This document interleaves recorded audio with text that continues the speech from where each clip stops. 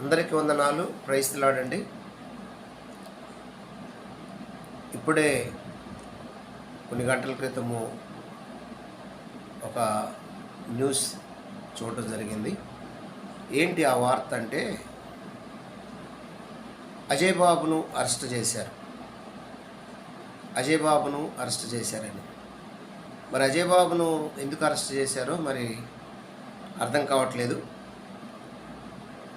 ఎందుకయ్యా నన్ను అరెస్ట్ చేస్తున్నారు, కారణం ఏంటి, కారణాలు చెప్పండి అని చెప్పేసి అజయ్ బాబు గారు ప్రశ్నించారంట. పక్కనే పాస్టమ్మ గారు కూడా, ఎందుకు సార్ మా వారిని అరెస్ట్ చేస్తున్నారు, కారణాలు చెప్పగలరా అంటే, మీకు అవన్నీ చెప్పడానికి మాకంత అవసరం లేదు, అరెస్ట్ అయితే మేము చేస్తున్నాం, మాకున్నటువంటి ఆర్డర్స్ ప్రకారం అని చెప్పేసి అజయ్ బాబు గారిని అరెస్ట్ చేశారట. వారి దగ్గర ఉన్న సెల్ ఫోన్ కూడా పాస్టమ్మ గారికి ఇచ్చేసి వారు పోలీసుల స్వాధీనంలోకి వెళ్ళటం జరిగిందంట. ఈ విషయాన్ని మనము జాగ్రత్తగా గమనించాలి. ఇదంతా విషపూరితమైనటువంటి ఒక కుట్ర సేవకుల మీద జరుగుతుంది, క్రైస్తవుల మీద జరుగుతుంది. క్రైస్తవుడు మేల్కోవాలి. మరొక వార్త ఏంటి తెలుసా? మరొక వార్త, అమెరికా ప్రాంతంలో తెలుగు మూలాలు కలిగినటువంటి ఒక సేవకుని కాల్చి చంపారంట.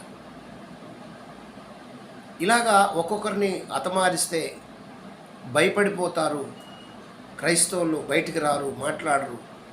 మాట్లాడకుండా చెయ్యాలి అని ఈ లోక సంబంధమైన దేవత కొంతమందిని రెచ్చగొడుతుంది. అలాగే మరి క్రైస్తవుల మీద ఒక కుట్ర జరుగుతుంది. మరి క్రైస్తవులు ఏం చేయాలి అంటే, క్రైస్తవులందరూ ఏకమవ్వాలి. మీ సిద్ధాంతాలు ఏమండి, మీ యొక్క పరిస్థితులు, మీ పరిశుద్ధత అంతా ఎవరిదో వాళ్ళు కొనసాగించండి. కానీ యేసుక్రీస్తు రక్తములు కడగబడిన ప్రతి ఒక్కరూ, నేను క్రీస్తు రక్తములు కడగబడ్డానని చెప్పుకున్న ప్రతి ఒక్కరూ ఏకముగా దుష్టుడు వేసే బాణాలు ఎదుర్కోవాలి.